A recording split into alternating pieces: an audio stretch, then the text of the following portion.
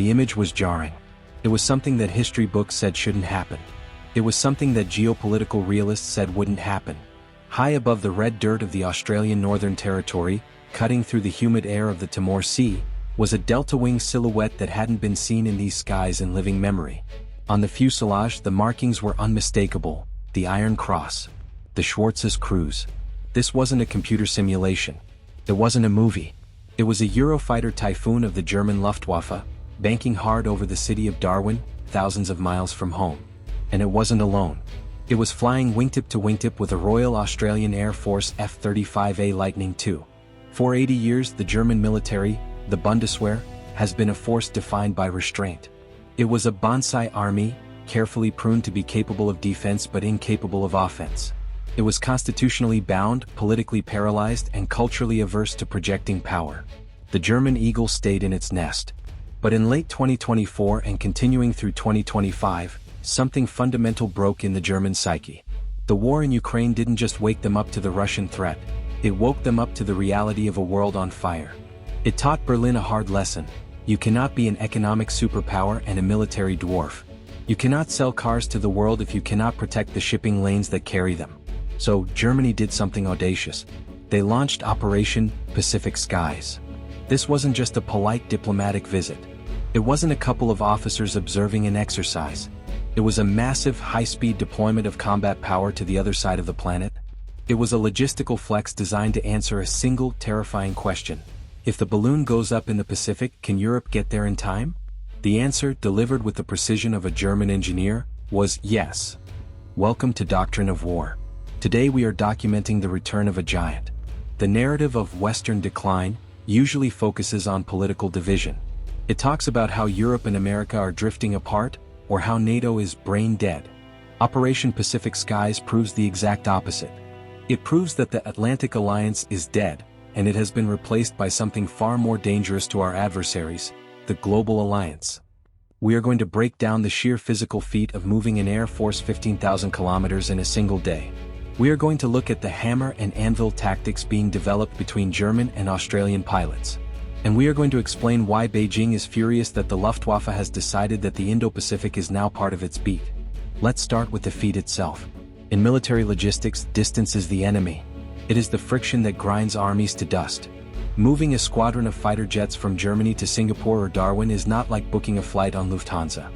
Fighter jets are thoroughbred racehorses. They are high-maintenance, thirsty, and short-ranged. To move them halfway around the world usually takes weeks. You have to island hop. You fly from Germany to Cyprus, then to the UAE, then to India, then to Thailand, then to Singapore. At every stop you need diplomatic clearance, fuel, mechanics, and rest. It is a slow, plodding process. And in a war, say a sudden blockade of Taiwan, you don't have weeks. You have hours. The German Air Force decided to challenge this reality. They set themselves a goal: Rapid Pacific. To deploy a combat-ready force from Newburgh, Germany, to Singapore in under 24 hours. That is 12,800 kilometers. To pull this off, they didn't just send jets, they sent a system of systems. They launched 6 Eurofighter Typhoons, accompanied by A400M heavy transport planes carrying tons of spare parts and mechanics, and, crucially, A330 MRTT multi-role tanker transport, refueling aircraft. This was an aerial marathon. The pilots were strapped into their cockpits for 10-12 hours at a stretch. If you have ever sat in economy class for 12 hours, imagine doing it while strapped to an ejection seat, wearing a G-suit, managing complex avionics, and flying in close formation at 600 miles per hour. They had to refuel in midair dozens of times. This is the blue water capability of the sky. Just as a nuclear navy doesn't need to dock, a tanker-supported air force doesn't need to land. When the German jets touched down in Singapore, the clock stopped at 20 hours and 22 minutes. They had done the impossible.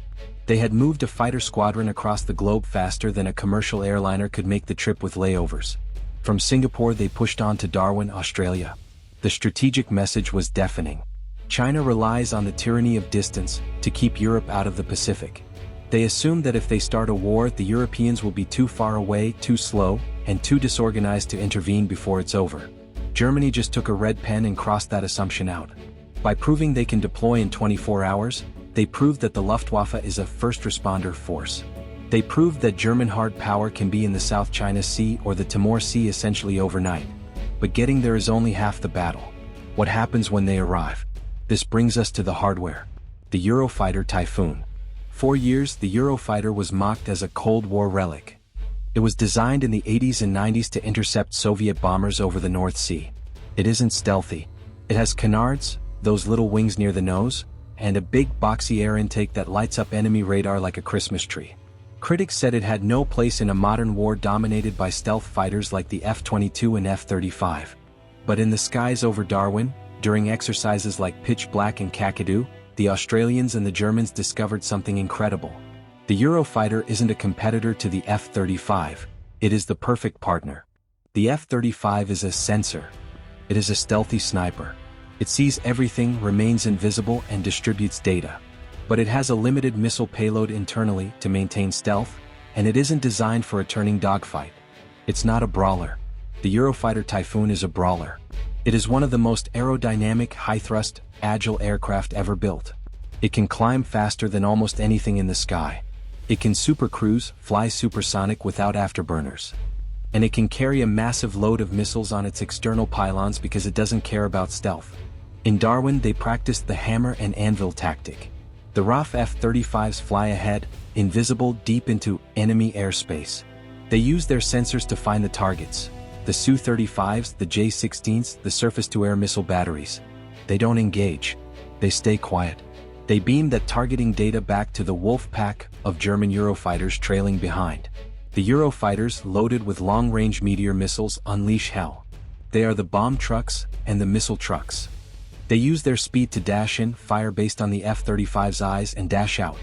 If an enemy fighter manages to survive the missile barrage and merge for a dogfight, the F-35 stays back. The Eurofighter engages.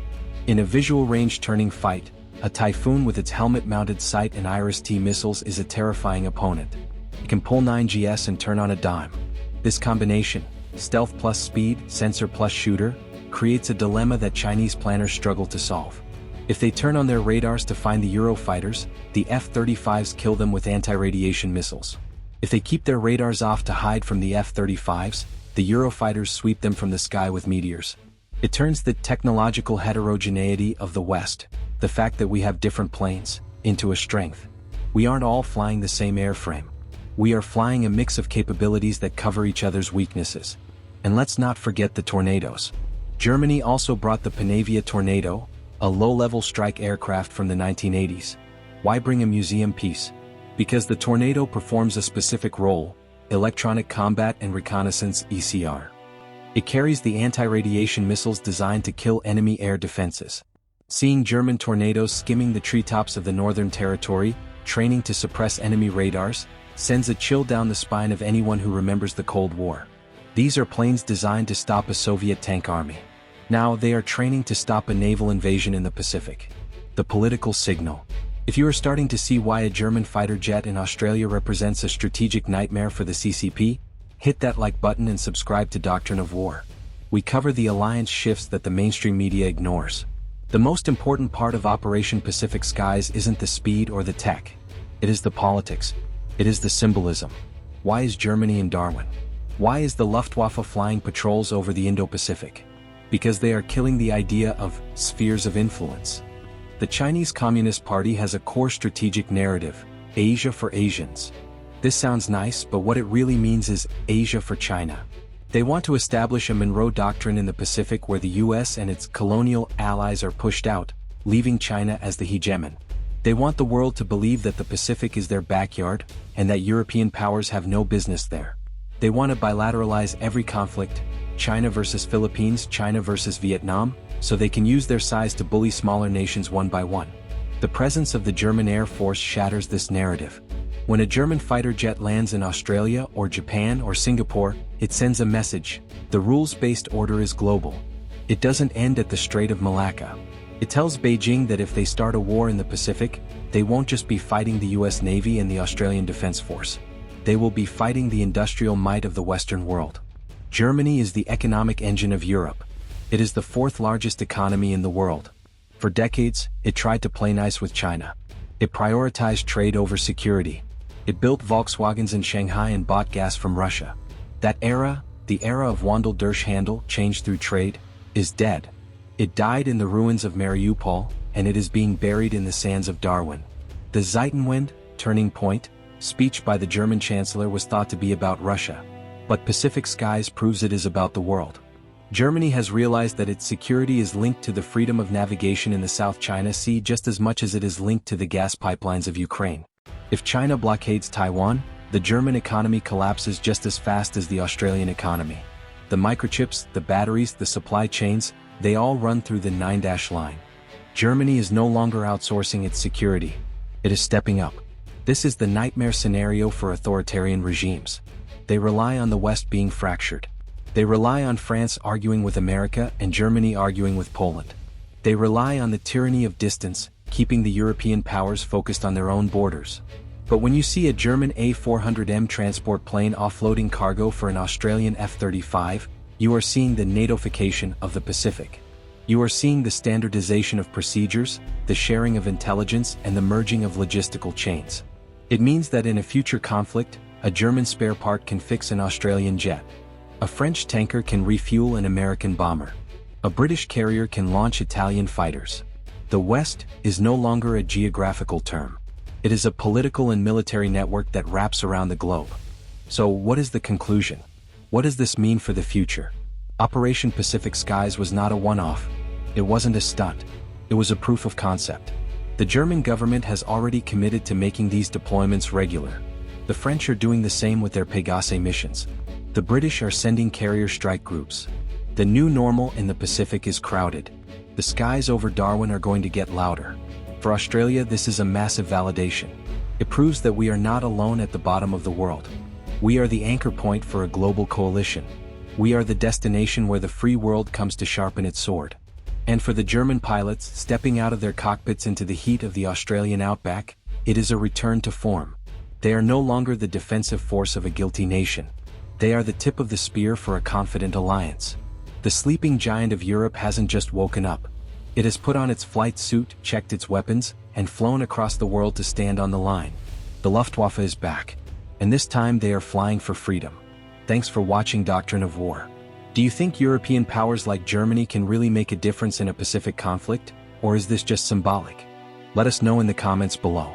Stay sharp, stay realistic, and we'll see you in the next one.